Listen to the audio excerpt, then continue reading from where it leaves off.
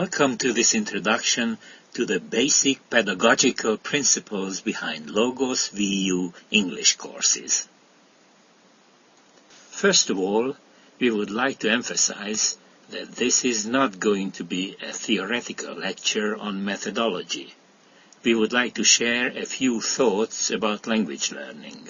We use a practical approach in our courses, which basically means that you are not going to learn a lot about the language.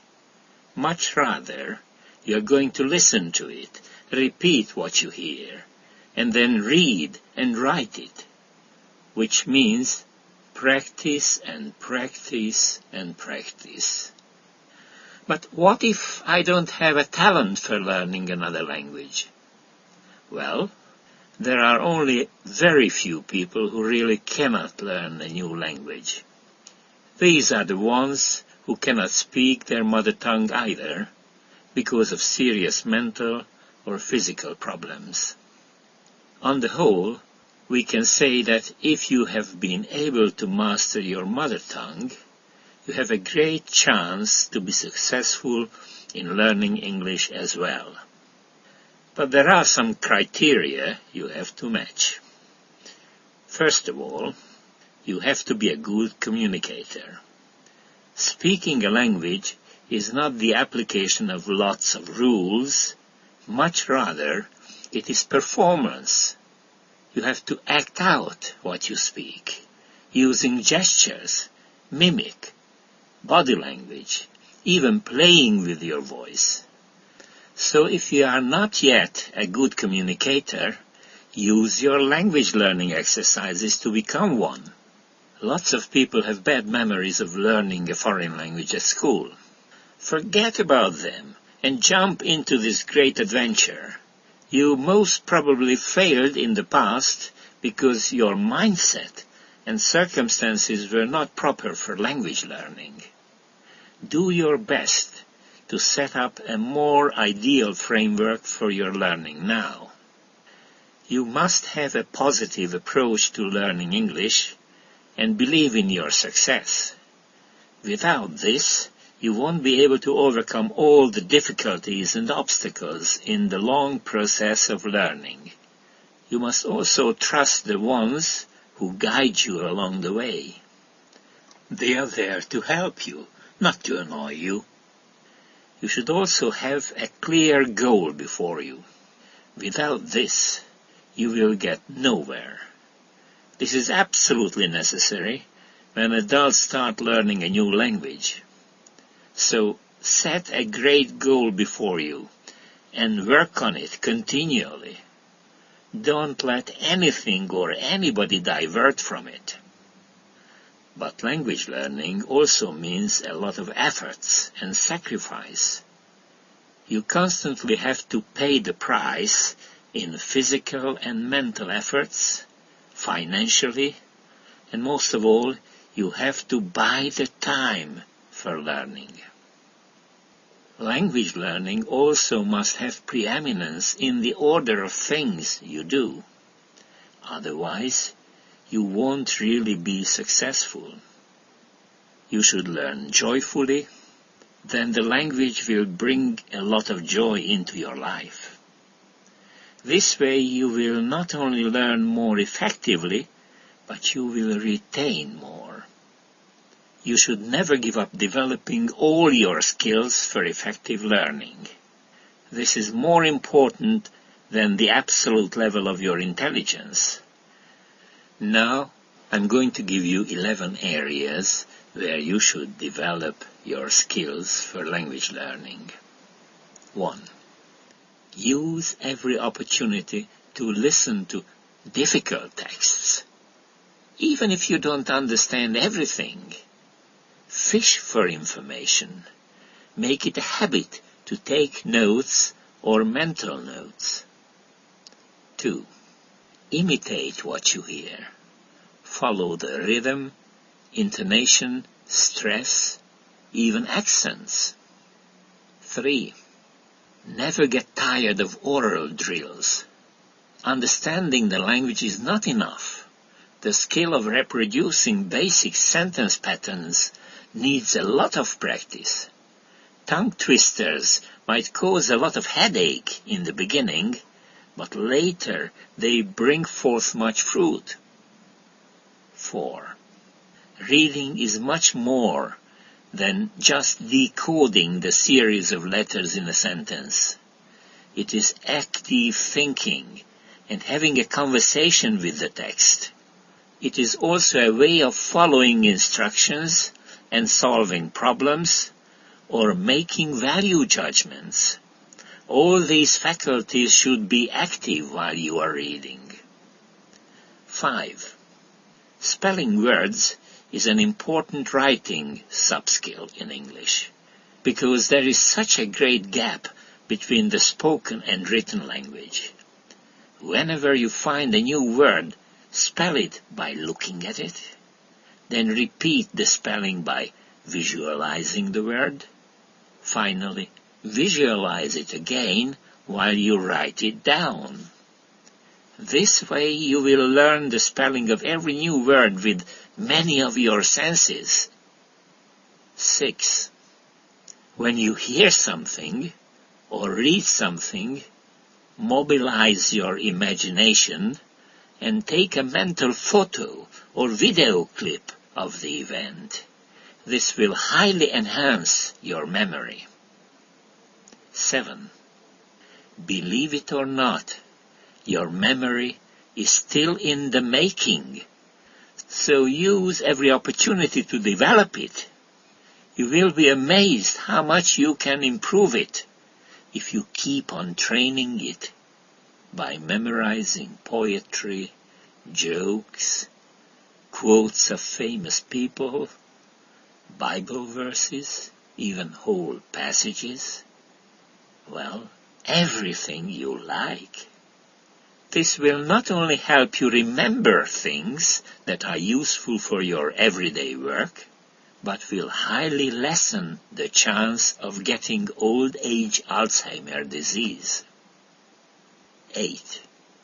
A very important part of everyday conversation is the skillful use of gestures and mime and other kind of body language. Watch how native speakers use these in the video clips or TV shows and movies. But don't overdo this. Be natural. 9. The foundation of a good note-taking skill is the ease of use of numbers, spelling, colors, directions, days, months, seasons, parts of the day, telling the time, geographical and political names. Constantly practice these note-taking sub-skills in English. 10. You should develop a fully written text from your notes. Practice writing a summary of a book or an article. If you are talented in writing poetry, start writing poems in English too. Make it a goal for your English learning that you will write articles, essays, even monographs in the fields of your expertise. Use every opportunity to increase your professional vocabulary and improve your style. 11. Be sensitive to the proper style, matching the kind of literature you want to produce. Never give up learning from the best writers. So read good literature with the aim of learning and applying their styles in your writings. In order to use the limited time you have for language learning, we have only 24 hours a day, you should integrate language learning into all your activities, hobbies, and pastime.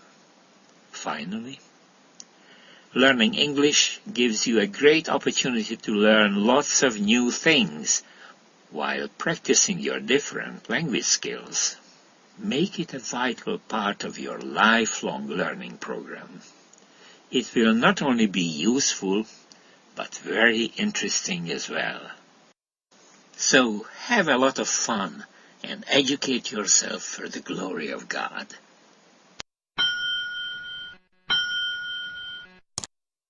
Before we start sharing a few thoughts about the basic structures of the English language, I would like to call your attention to the importance of truthfulness and reliability of a text. We live in the world of the Internet. It has never been easier to publish something without being checked for reliability and truthfulness. So please be cautious and check your sources. Even nice sentences and passages might contain false or even dangerous information. Lots of articles, books, homepages and blogs, or songs and plays seem to have meaning on the surface, but their real goal is to mislead you and entrap you. So be on guard. And now, back to our basic topic. What part of human communication carries the meaning? And what is the basic unit of communication?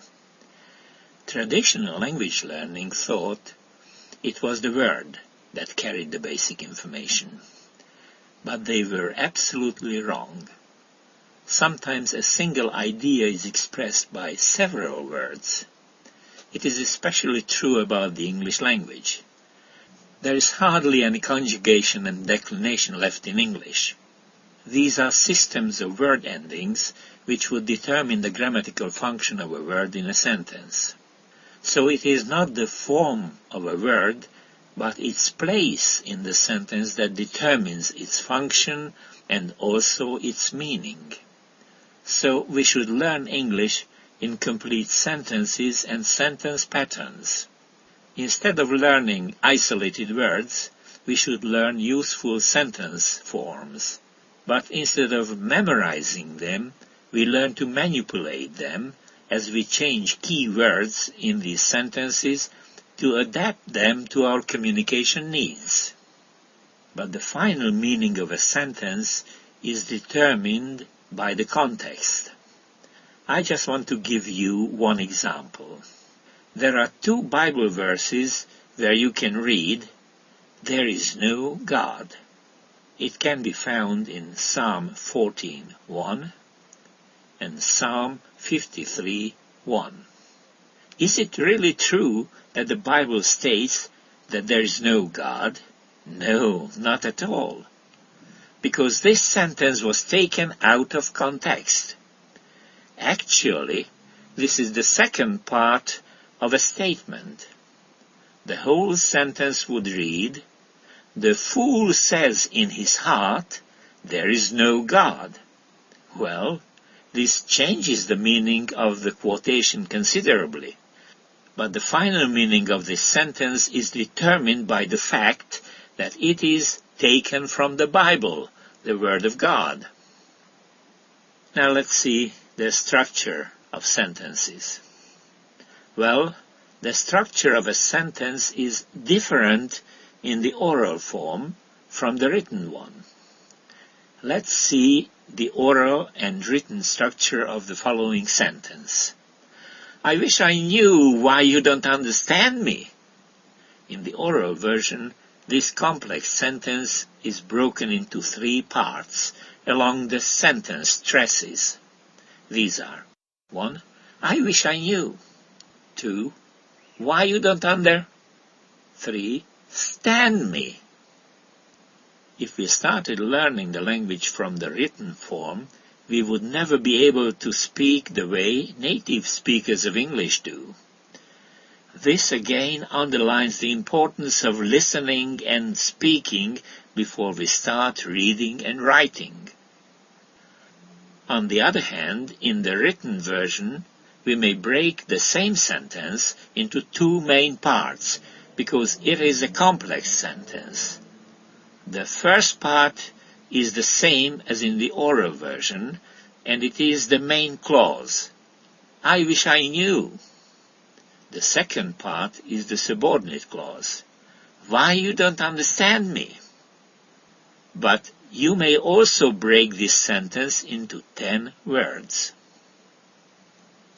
The written form of the English language contains parts of speech, which are sometimes not single words, but groups or clusters of words, which may carry lexical meaning or grammatical concepts. Some of the grammatical concepts are as follows. Tense. This may be present, past, or future, and all these may be habitual or repeated actions, continuous or perfect actions. They may also express mood, that is, affirmative, negative, or question, or the idea of conditional or causative actions. Some words or word groups are used to express modality, such as ability, possibility, permission, and moral obligation or outside obligation. There are words or word groups to express grammatical voice, which may be active, passive, or reflexive. Without trying to cover everything, we may also mention the idea of grammatical number, which may be singular, plural, or sometimes even dual. Most of these ideas are not expressed by endings, but by special word combinations using special helping words or auxiliaries. Besides the ideas of grammar, we may also use special phrases for catching the attention of our communication partner, or expressing hesitation or uncertainty, or our feelings of surprise, joy, or anger. In oral structuring, we should also learn to use special rhetorical devices such as expressions of explaining, reasoning, and listing, or forward and backward references, and also means of sarcasm, mocking, and humor. From among the non-verbal tools of communication, we should again emphasize the importance of gestures, body language, and especially eye contact. The skilled use of all these devices make our communication not only clear and understandable, but also very effective.